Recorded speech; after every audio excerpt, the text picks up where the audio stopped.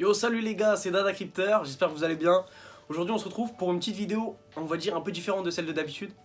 Et je vais revenir en fait par rapport à des questions qu'on me pose souvent sur les réseaux, Qu'est-ce que je fais de mon investissement actuel? c'est-à-dire que par exemple, tu as investi dans le Shiba il y a quelques mois, et donc tu as fait 1000% d'évolution, tu viens me voir et tu me dis... Écoute, je veux savoir, j'ai fait tant de pourcents de gains, est-ce que je vends, est-ce que je vends pas, est-ce que je garde, est-ce que je vends une partie? Ok, on est là pour répondre à cette question, parce que pour moi c'est important de comprendre, et justement de voir jusqu'où on peut développer ce sujet. Tout d'abord, ce qu'il faut comprendre, c'est que quand tu investis quelque part, donc déjà tu définis des objectifs et des risques que tu vas prendre. D'accord, c'est la première chose que tu fais quand tu vas investir quelque part, tu définis des objectifs et des risques que tu vas prendre. C'est-à-dire que tu achètes du SHIB, tu as une target, ça va être de 30, 40, 50%, 100%, x2, x4, x6, tout ce que tu veux. Mais dans tous les cas, tu définis des risques. C'est-à-dire qu'à partir du moment où tu pars d'un investissement, tu sais ta position. Tu sais qu'en fonction de ta position, tu peux définir des risques. C'est pas tu fais un all-in sur le Shiba, ouais ça fait x3, je pète, je pars, je vais à Majorque, j'ai mis 100 000 balles. C'est pas comme ça. Et tout le monde sait que c'est pas comme ça. T'investis pas n'importe où, n'importe comment. Et donc après, t'as envie de savoir ce que tu fais. Donc quand on me dit, ouais Rémi, est-ce que je vends, est-ce que je vends pas, moi c'est simple, je peux vous dire, il y a trois façons. Soit tu vas vendre une partie, tu vas récupérer une partie de tes gains, ou au moins la mise initiale, et puis après tu peux laisser le reste. Soit tu peux laisser ad vitam aeternam. Ça pète, ça pète, ça pète pas, ça pète pas. Mais combien de temps encore? Même là dans cette question, je peux pas savoir quel est ton horizon de temps d'investissement. Ou alors, bah prends tout. Prends tout, t'es content, tu sais pas gérer le truc, prends tout. Tu sais pas gérer tes gains, prends tout. Au moins, comme ça, t'as récupéré tes gains, t'es là, t'es content, t'as fait ton premier coup, oh là là, c'était ouf, tu vois, on dirait, t'es comme t'es sur l'autoroute à 300. Tu vois, c'est la même chose, t'es en route à 300, t'as réussi à survivre, il s'est passé un truc de ouf avec un camion qui arrivait de nulle part, il a fait il a pas mis le clignotant, il a changé de voie. Au moins, comme ça, tac, c'est bon, c'est carré, t'as fait ton truc, arrête-toi. Ça, c'est des choses qui sont à venir et c'est des questions souvent que j'ai et c'est les réponses que je peux apporter. Parce que actuellement, je peux pas donner une réponse vraiment dans bah écoute, mon gars, si t'es un jeune, que t'as 21 ans, que t'as des milliers d'euros à investir, des milliers d'euros à droite à gauche, un peu en bourse, un peu en crypto, un peu en immobilier, tout ça, et qui tourne bien, et que du coup tu peux mettre la cinquième sur quelques pourcentages de ton portefeuille et donc mettre des effets de levier, tout ce que tu veux, justement avec des gros risques, avec des gros gains et tout, ouais bah tu peux laisser ad vitam aeternam, ou alors tu peux mettre justement des grosses positions là-dessus en faisant attention à bien répartir. Ou alors bah écoute, si t'as 42 ans, que tu croules sous les dettes, que t'es en train de que t'es en train de divorcer, que t'es en train de devoir racheter la partie de la maison de ta femme, que t'as 4 enfants à nourrir, que t'as un crédit sur une voiture, tout ça, mais non mon gars. Là je vais pas dire bah non, bah ouais, vas-y, joue avec l'accélérateur, bah non. Et là tu fais attention, là tu vas investir dans d'autres choses. Tu vas faire les projets et tu vas justement faire attention aux projets. Et tout ça vraiment, c'est le principe de cette vidéo. C'est-à-dire que pour moi, je reçois vraiment trop souvent ce type de questions. Genre ouais regarde j'ai acheté cette crypto, qu'est-ce que t'en penses? J'ai acheté, je peux pas vous dire. Parce que en fonction du portefeuille que tu vas vouloir et l'horizon de temps qui va venir juste après, c'est-à-dire que justement, tu vas avoir ton portefeuille, vas-y ok t'as fait tes divers investissements, t'as voulu faire justement cette possibilité d'avancer ou pas d'avancer, t'es là en mode bon, là c'est bon, c'est carré, je trouve que les projets dans lesquels j'investis c'est carré, c'est bien, ça peut foncer. Ok, y a pas de souci. Mais le truc à savoir, c'est que toi, ce que tu vas vouloir faire à ce moment-là, c'est de savoir l'horizon de temps. C'est-à-dire, si tu investis sur 6 mois, tu vas pas investir sur la même chose et tu vas faire les mêmes investissements que si tu investis sur 10 ans ou sur 20 ans. Tu vas pas avoir le même rapport, tu vas pas faire le même équilibre dans le portefeuille. Et d'ailleurs, l'équilibre, ça a été créé par Ray Dalio. Ray Dalio, très important de lire ses livres. C'est la première personne qui a créé un portefeuille et qui a créé une société, d'ailleurs 5ème société US pendant très très longtemps, qui a justement créé le portefeuille qui subit à toutes les causes au monde. C'est-à-dire t'as un problème de pétrole, t'as un problème de quel que soit le problème économique dans le monde, c'est lui qui a créé le portefeuille qui avait vraiment un risque-bénéfice, ratio-bénéfice qui était le meilleur. C'est-à-dire que voilà, après bien évidemment, il prenait plein de choses en compte, et donc l'horizon de temps, le risque que tu peux prendre par rapport à justement, encore une fois, ta position et tout. Tu vois, même des fois, il y a des gens, ils peuvent même pas investir parce qu'ils ont déjà trop de charges sur le côté. Donc t'investis pas. Bien évidemment, il faut investir, il faut utiliser l'effet de levier ou des choses comme ça. Je dis pas que en fonction de ta situation, tu vas pouvoir justement jouer de ça. Et donc voilà, c'est tout ça qu'il faut prendre en compte avant même d'investir. Et c'est des questions qu'on me pose et je voulais vraiment y répondre.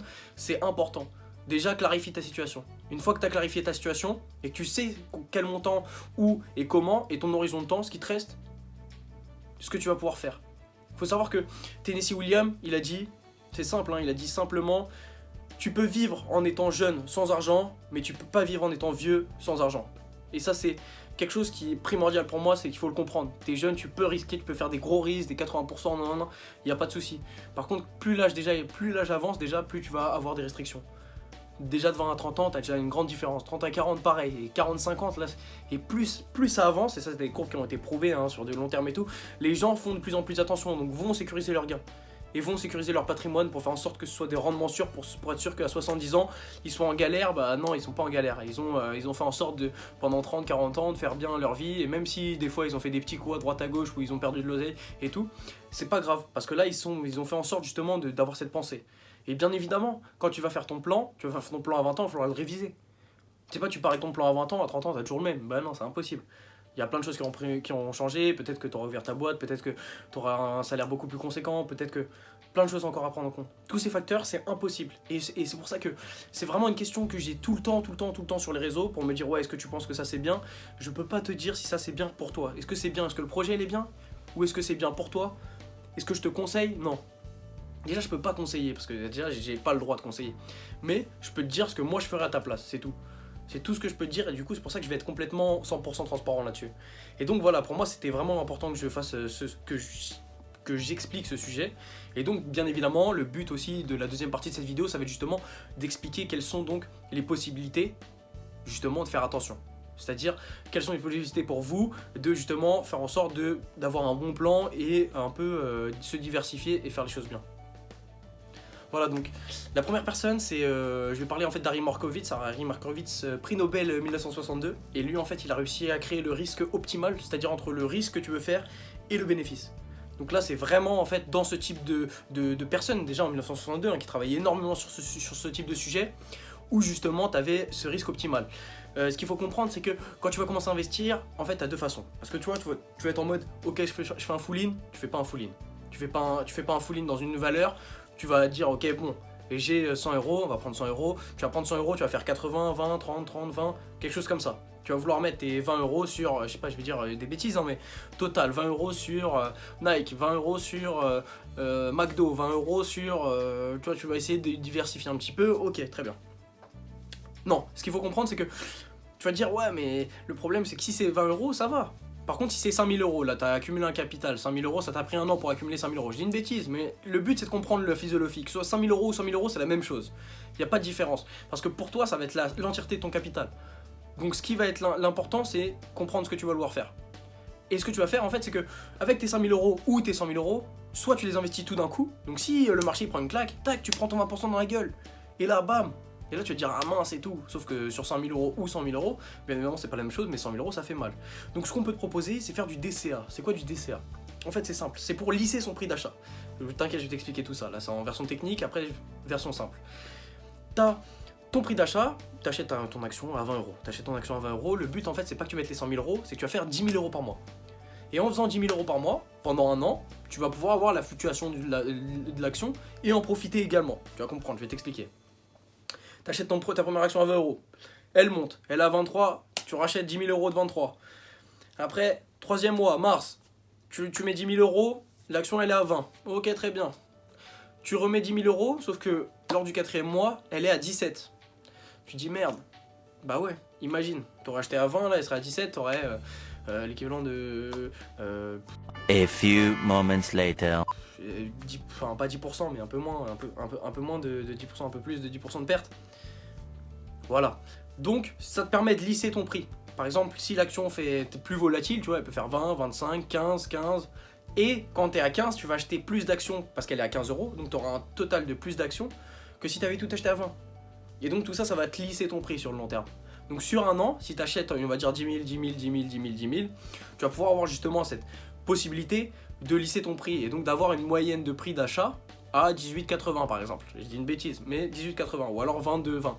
Mais dans les moments comme ça, tu seras heureux parce que en plus d'avoir lissé ton prix, donc d'avoir fait une fourchette moyenne, il y a des fois où tu vas la jouer plus intelligent, tu vas dire attends, j'ai 100 000 euros. Si tu fais 10 000, 10 000, là il est à 17, attends, je peux mettre 20 000. Si à un moment il était monté à 25 et que là il est descendu à 17, autant que je me fasse plaisir, que je mette une petite... c'est le prix le plus bas que j'ai actuellement, je me suis fixé un truc, peut-être que je peux mettre plus, peut-être pas 20 000 mais 15 000. Comme ça au moins, je peux en acheter plus à un prix plus bas, ça me permet de lisser mieux et d'avoir une moyenne plus basse de prix d'achat de mon action.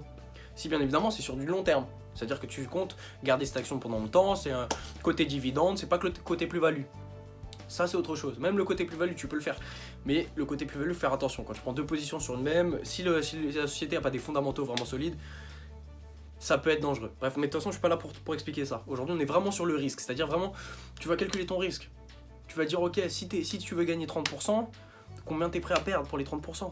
Combien t'es prêt à perdre pour les 30%? À combien tu vas arrêter ta perte? C'est simple. Que ce soit en bourse ou en crypto, c'est la même chose. C'est la même chose. Où est-ce que tu es positionné? Qu'est-ce qui te permet justement d'avoir un portefeuille équilibré? Qu'est-ce qui te permet d'être stabilité ou pas? Obligations, immobilier, pareil. C'est pareil partout. Justement avoir ce prix et cette façon de voir les choses avec justement un recul pour avoir justement cet avis face au risque. Donc voilà, c'était vraiment une petite vidéo vraiment sympa où en fait je voulais vraiment expliquer parce que c'est vraiment des questions que j'ai tout le temps. Est-ce que je vends, est-ce que je vends pas, est-ce que non? Je peux pas vous dire. C'est-à-dire que chacun, en fonction de leur objectif, en fonction de leur plan, en fonction de tout ça. Et voilà, donc moi je vous donne un peu des petits tips pour voir un peu comment tu peux voir les choses différemment. Est-ce que c'est le moment de rentrer sur la crypto? Oh non. Est-ce que tu vas FOMO? Oh non. Est-ce que tu vas partir d'un coup? Oh non. Est-ce que j'ai pas loupé un truc, je vais louper le train et là t'achètes et là bam, boum, ça descend. Et là du coup tu vends à perte et après hop, ça remonte. Oh non. Tout ça, c'est pour ça que je parle du DCA, c'est pour ça que je parle de tout ça, c'est bien plein de choses à prendre en compte. Donc je vous invite vraiment à faire attention, à réfléchir, à vous faire un plan d'action, que vous soyez ou pas, que vous rencontrez des gens, que vous allez voir même d'autres personnes, c'est pas mon problème. Mais juste faire les choses bien pour justement avoir un plan et pouvoir justement suivre ça sur le long terme. Vous pouvez faire des gros gains des fois, vous pouvez faire des petits gains, vous pouvez faire tout ce que vous voulez, même des petites pertes, des grosses pertes. Mais toujours, mettez-vous dans un bon sens et restez surtout, c'est la première chose que je dis et c'est ce que je dis souvent, tu prends ton cœur, tu le jettes par terre, tu sautes dessus et tu penses avec ta tête. Comme ça au moins, c'est que des chiffres. Bref, merci à toi, c'était Dada Crypteur, à la prochaine.